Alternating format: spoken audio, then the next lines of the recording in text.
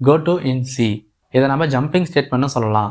இதோட சின்டெக்ஸ் பார்த்தீங்கன்னா go to ஒரு லேபிள் கொடுப்போம். இதை நம்ம எதுக்கு யூஸ் பண்ணுவோம்னா ப்ரோக்ராமோட கண்ட்ரோலை வேற ஒரு இடத்துக்கு ட்ரான்ஸ்ஃபர் பண்ணுறதுக்கு இதை நம்ம யூஸ் பண்ணுவோம். இதில் பார்த்தீங்கன்னா while loop யூஸ் பண்ணிக்கிறேன். இந்த while loopக்குள்ளே இருக்கிற if ஸ்டேட்மெண்ட்டில் பார்த்தீங்கன்னா ஐயோட வேல்யூ எப்போ 5 வருதோ அப்போ இந்த go to ஸ்டேட்மெண்ட் எக்ஸிக்யூட் ஆகும்.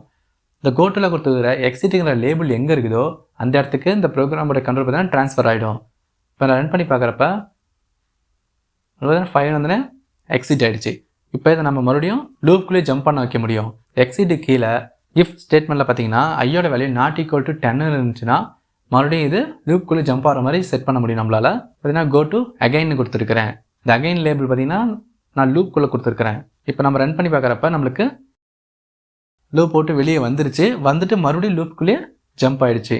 இதை நம்ம ஒரு குறிப்பிட்ட கண்டிஷனில் ஒரு குறிப்பிட்ட ஸ்டேட்மெண்ட்ஸை ரிப்பீட் பண்ணுறதுக்காக இதை நம்ம யூஸ் பண்ணுவோம். கிட்டத்தட்ட ஒரு லூப் மாதிரி இதை நம்ம யூஸ் பண்ணிக்கலாம்.